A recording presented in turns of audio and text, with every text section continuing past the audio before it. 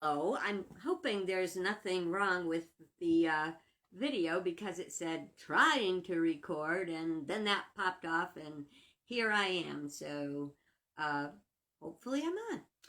Welcome to Rise of the False Gods book study. And we're so happy, I'm so happy you're here. Please know that I welcome comments and questions. Also, that you can go to YouTube and see all the videos in the Rise of the False Gods series and other ones too. I'm Reverend Alicia Leslie. This is Tish, who will probably make her voice known during the class if you're new. And I always remember questions and comments are welcome. I may not see them when I am recording, but I will see them after. Some I see, some I don't. So we're going to get started today. We're continuing from where we left off last night. Last night we ended about the signs of the presence of the activity of false gods in our lives. And we talked about naming of stadiums and everything. Again, it's putting more connection to self than the greater whole. Looks like Tishy's being very needy tonight. Sit here, baby. I love you. Okay. So, let us begin at the top of page 88. Technology is replacing one-on-one, face-to-face relationships and communication. That is huge. You know, you'll go out to dinner and you'll see a family sitting there and they're supposed to be having dinner together, but they're all on their phones, you know, like one hand shoveling in food and the other hand holding the phone and texting and whatever. We have to remember that we are one. We are connected. What a treasure, you know?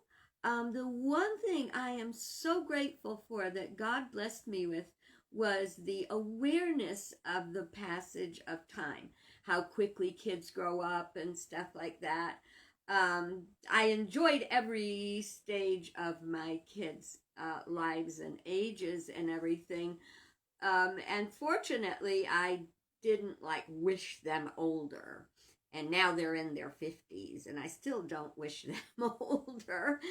They're older than me, you know. Yes. But we just, sometimes we don't realize how fleeting the time is. And when my precious granddaughter passed away at the age of 27, and I thought of all the time that we lost because of her young death. At the same time, I was always very grateful for the good and conscious times that we had and the awareness of how important each day is. Please don't forget that, okay? All right. So, I'll continue. I get to everything sooner or later. The impact is already felt in decreased communication and vocabulary skills. Our younger people are losing the ability to have meaningful and concise communication because everything is abbreviated and it is superficial. We've come to a very superficial time. A lot of people don't even know, what the meanings of words are because you can't cut them down small enough or make the wrong signals or abbreviations, LOL, BTW, ROFL, all those. Popularity is now measured in social media likes. Oh, and how they want those likes. Yes, I like likes too, but I don't live for likes. There's a difference there. We communicate more and say less. And what we do say, superficial. Teens live vicariously with video games and virtual reality. I know a bunch of parents want to jump all over me and say, no, my child's fine. They don't do that good. Yes, they are good kids. Yes, they are. And that's fine. And if you don't agree with me, that's fine. But I want you to think about something. Thoughts held in mind create after their kind. Where the mind goes, energy flows and manifestation follows. And if your child or your children are so engrossed in social media or online gaming or whatever, that they're not living their life, they're not getting outside, getting exercise, socializing. We need to socialize. We got high tech, but we need high touch as well. I know I need high touch as well. While there's no concise agreement, some studies indicate the games encourage violence and antisocial behavior. It's not what you got, it's what you do with it. If you can play a video game for a little while and not have it take you over, and if you're not noticing any violent ways, we all want it fast and easy. Let's just get rid of it. We don't like that person. They're annoying us. They cheated on us, or they cheated with our mate or whatever. Good, shoot them. No, because you know what? Your trouble's not going to go away. It's going to come back. Whatever you don't handle will come back. Why? So you can grow. Oh, they might not come back from the dead. Well, they might. But they may show up in another form that another person will come that, I'll be darned if they didn't have the same thing. I know people who said to me, how is it I married the same person 4 times? It was not like the same person, but it was the same behaviors and everything. Why is this happening to me again? If you want to change the effect, you got to change the cause. Okay. So the violence and antisocial behavior. Now, when I say antisocial, they're very engrossed in the game. They might be playing with a couple of people online or even a group of people, but they don't really have relationships with those people. And not only that, as they play the game, they're probably playing against each other. So that doesn't foster something healthy. I know it's my opinion. I'm not, please don't, you don't have to message me and tell me how wrong I am, because this is not about a debate. This is about me putting out thoughts for you to roll around in your head. That's all I ask. Roll them around in your head. Okay, this separates separation rather than connection and community. The source of this information came from videogames.procon.org, and they have a lot of information on the effect of video games on people, and especially young people. From the perspective of the law of mind action, it is more likely causative factors include not only the games, but movies, music, and peers. See, we try to oversimplify things and say, oh, it's this or it's that. Well, it's not this or that. It is a compilation of, it is a combination of things. We are becoming very desensitized. Excuse me. Unacceptable rude behavior is common. Now, I wrote this book somewhere between 2015 and 2017, and now they're saying that we are currently living in the culture of rude. And I think that's pretty sad. I mean, I don't want to go back to any hyper stuffy, prudy stuff. No, but can't we find that happy medium where we can have respect for each other? Okay. All right. So now you're probably going to get mad at me. Somebody will get mad at me. Roll with it. This is my opinion. You do not have to buy it. All I ask is you ponder it. The President of the United States exhibits the behaviors of a petulant adolescent with name-calling and a never-ending stream of unfounded lies and accusations. Violence, vulgarity, and disrespect thrive in our current culture.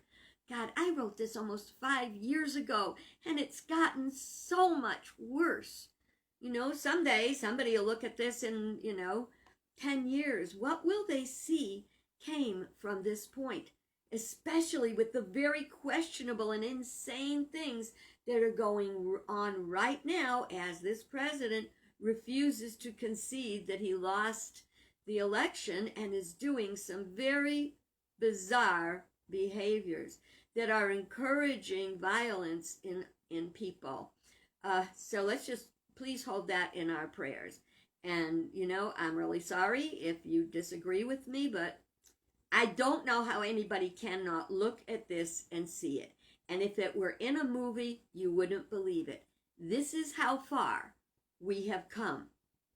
There are people now that have been appointed positions in the Pentagon, that are completely unfit for the positions. You had to have a resume. They wouldn't have one that fit. Okay, I got to put that aside. I'm trying really hard to get through this. All right. But I'm talking facts here. You can go back and verify anything I said, okay? So if you don't agree with me, go back and Google it, because you will find the backup for what I'm saying. Unacceptable behaviors abound in the entertainment that comes to us. Rather than being inspired to raise the bar in our lives, which would bless us, we are being seduced by our carnal nature. When I say the carnal nature, if you simply go back and look at the 7 deadly sins, pride, envy, sloth, gluttony, wrath, lust. Okay. Pride, envy, wrath, lust, avarice, greed, and sloth. Anyway, if you look just back at those behaviors in varying degrees, we are being encouraged to. He said, it's okay. You can be disrespectful. Everybody's doing it. Well, guess what? No, not everybody's doing it, and we don't have to do it. There's a scripture that says, as for me and my house, we shall serve the Lord. And what do I mean by that? I don't mean some hyper-religious, we'll get into that another time. But what I'm meaning is we live our best life in our best way according to the spiritual principle. Now, Cheryl just commented, she said, wow, good memory. It's a memory trick. That if you want to remember the 7 deadly sins, you use the acronym PEWLAGS, P-E-W-L-A-G-S. You figure out the rest. Okay. We have to understand this. And this is something that is critical for us right now. We teach people how to treat us. And we cannot spend more time worrying about what they're thinking about us, or whether they will reject us or stop loving us or not want to hang out with us. It's just tough. You know what? They're lost, for gosh sakes. We are in an epidemic of narcissism. The craving for celebrity tempts us to spend thousands on unnecessary plastic surgery. Plastic surgery is a gift from God. I suppose if I were to redesign my body, I would probably want to look somewhat different. But I have to remember that I was created in the image and likeness of God, and so were you. I thank that very God creator that we have the doctors that can help people, that can mend cleft palates, that can fix deviated septums, that can do all these amazing and wonderful plastic surgery miracles, taking away burn marks. But when we start to put beauty above our physical appearance, above the good of the whole, or I just figure I'm still getting old. I would like not to have this, and these little jolly things here, And the other day, I guess my mom had them, and now he said, I don't want that. And my daughter said the other day, oh, I don't want those those little jolly things you got. Wait, and then you get the little stringy thingies here. But you know what? They can make them go away, but I'm still 75. And what we do is we stay healthy and happy. Do you know what the best facelift in the world is? Do you know? It's a smile. So even if you get up in the morning and stumble into the bathroom and look at yourself and go, who is that in the mirror? Smile, and you will see that instant facelift. Think of that when you're walking down the street. Think of that when you got a sourpuss, because that sourpuss, that will make you look older. You want a facelift? Lift your cheeks and your lips and your eyes in a great smile, even if other people can't see it. Okay. When narcissism wins, compassion loses. Narcissism separates us. We want to think we're better than. Disclaimer, not everybody that gets plastic surgery is a narcissist. Okay? But also, we have to know that plastic surgery is not the answer. When I hear of a 17-year-old girl getting breast implants, my heart aches because she hasn't even freaking developed yet, And I would have had that temptation because I was petite, but they're still perky. And I didn't need to put anything in there. Sometimes small is better. Ooh, did I get off on a little naughty trip there? Let's come back and get focused. Okay, the selfie obsession, a compulsive impulse to take countless pictures of oneself and posting them on social media keeps the focus on self rather than community. Do I do selfies? You bet I do. How many do I do? Not many. And when it is, I've got something to say. I just don't do, you know what I'm glad I don't see any more of? Duck lips.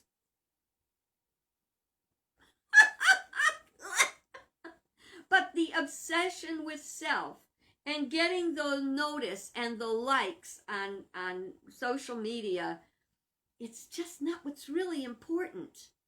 Who you are is more important than what you look like. Not that you want to go around looking like a hobo, but no offense to hobos. They've got their plan too. When we focus on self rather than the wholeness and the life that's happening all around us, life is happening all around us. Stop and smell the roses, as they say. You got to grow your own to stop and smell the roses, because if you go to the florist, chances are they don't smell like roses. It's like anything else. You got to get the non-GMO version, probably. This has reached epidemic proportions. Okay. As a meme I saw the other day said, they call it a selfie because narcissist is too hard to spell. I don't say this in judgment. I say it in compassion and love. Because if you think that what other people think of you is important, it's you and God. It's what you think of yourself, and God, or spirit, universal energy, thinks of you that matters. Excuse me, I'm so sorry. Didn't have my water today and I got a tickle. All right. The ultimate sign of false gods at work is seen in disrespect and destruction of life itself. I would prefer not to even have to bring this up, but we have to mention killing and murder. If you don't believe me, go to the gun violence archive, and you will see how bad it's gotten. And you know, when we haven't had a mass shooting in a while, it's like playing that game. I don't remember the name of it. Boggle Toggle, where you'd put the little pieces in and the timer would go and you'd try to get all the pieces in before it went bang and threw everything. Yeah. We're kind of like holding our breath. We're waiting to exhale. We're afraid to go to the movies. We're afraid to go to a concert. 56 people died and 500 got injured by one man with an assault weapon. Okay? This is not healthy. We can't let violence rule us. And right now, it is a very unsettling time because we are teeter-tottering on a blade's edge of violence. And this is where we have to really, really stay grounded and hold the truth. One presence, one power in the universe and in our lives, God the good, omnipotent. So signs of false gods at work, people becoming very narcissistic. Signs of false gods at work, disrespecting life itself. Signs of false gods at work, disrespecting each other, putting people down, making fun of them, name-calling. Please, no, we're better than that, aren't we? I'm better than that, I'll tell you that. Not perfect, but I'm better than that. Well, it seems, and there are those people who say, oh, it's not happening anymore, we just hear about it more. That is a pile of, Okay. While it seems to be what we've come to, it was not always that way, and it can change. I know it wasn't that way. I was there. First, we need to examine the problem from the metaphysical perspective. This is all about metaphysics. It's not about good and evil and angels and devils. It's about human nature and our divine nature. And what we're here for is to learn to live as our divine nature. And believe me, there's plenty of fun. There's plenty of good stuff. There's plenty of laughter. There's plenty of life. And there's even plenty of sex, or we wouldn't be here, okay? It's not what you got. It's what you do with it that makes the difference. So, with metaphysical interpretation, we start with facts. Now, remember, there's a difference between facts and truth, okay? The truth is that God's will for us is good and always good. The fact is we are currently in suffering through a period of darkness that has come over our culture, our consciousness, our country, even planet Earth, and probably out there somewhere. We are here to learn. We are here to grow. We are here to hold the truth. So, the facts and the truth are not the same thing. The fact is a report of current circumstances. The truth is that which is absolute, eternal, and unchanging. Overall, the crime and murder rate declined during the 1980s. A short while ago, it was at a low not seen since the 60s. In 1994, an assault weapon ban was put in place.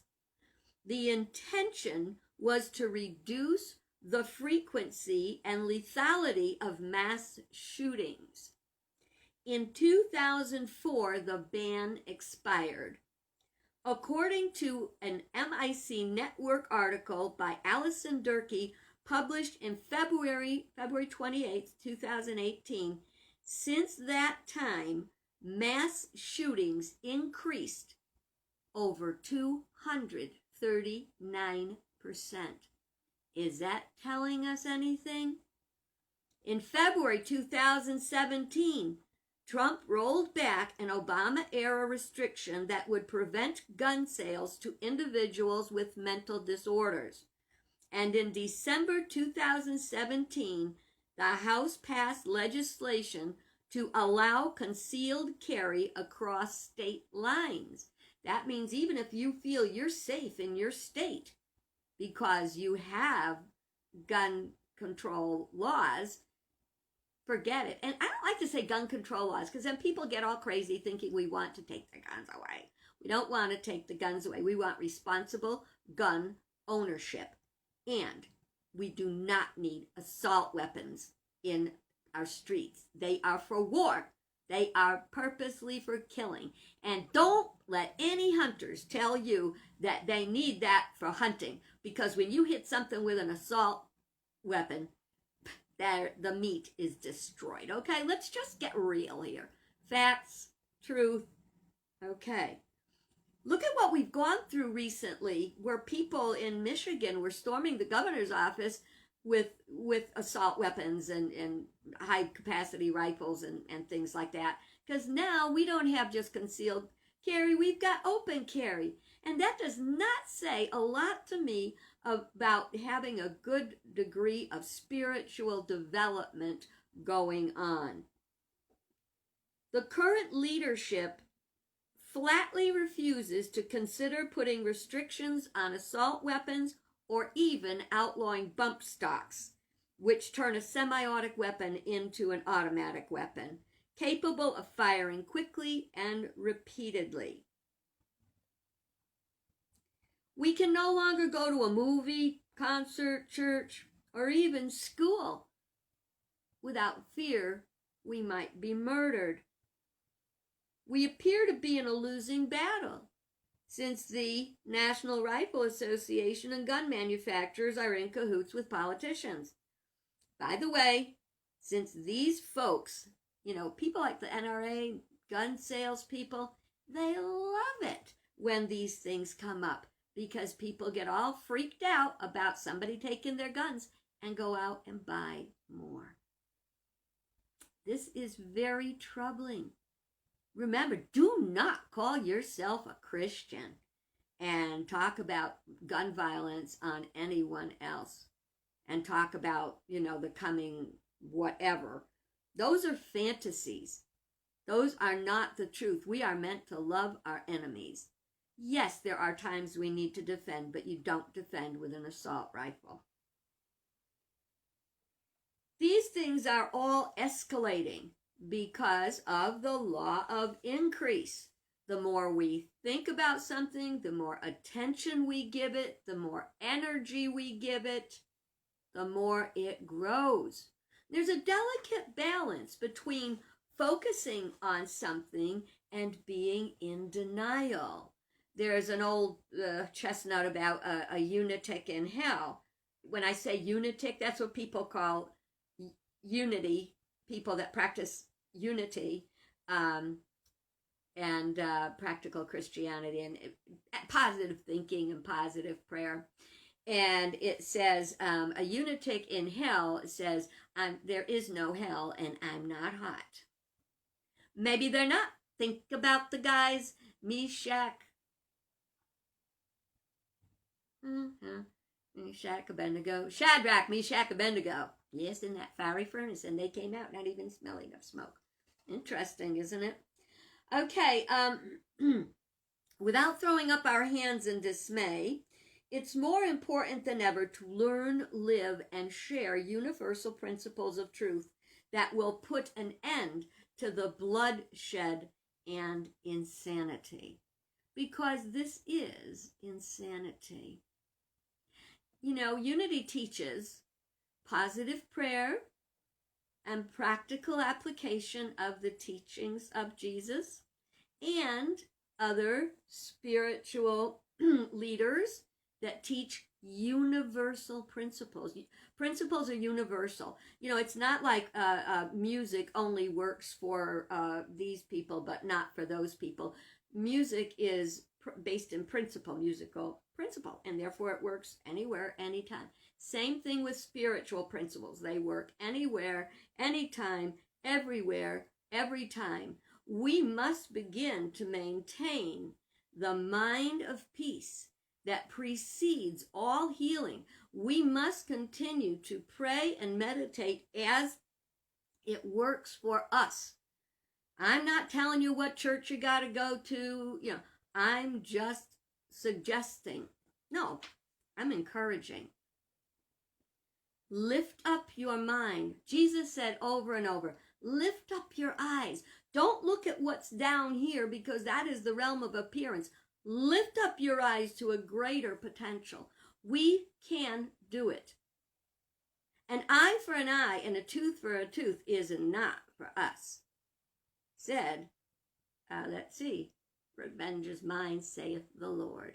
And we're not talking about the guy in the sky. We're talking about spiritual principle that works in all of our lives. Now, how'd I do on time? I can't tell because I can't see my clock from here.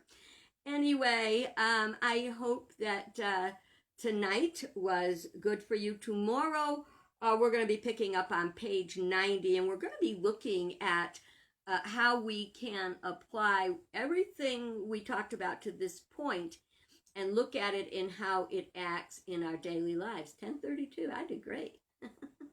Okay, my friends, I pray that, if something I said upset you, that you don't take it personally. It's principle, not personal. And that you know that I love you, I bless you, I appreciate you, I behold the divinity in you. And the only reason I walk out on these skinny little limbs and risk falling off is because I love you. And I pray for you a wonderful, safe, and happy life and world to live in. So, God bless and good night. See you tomorrow.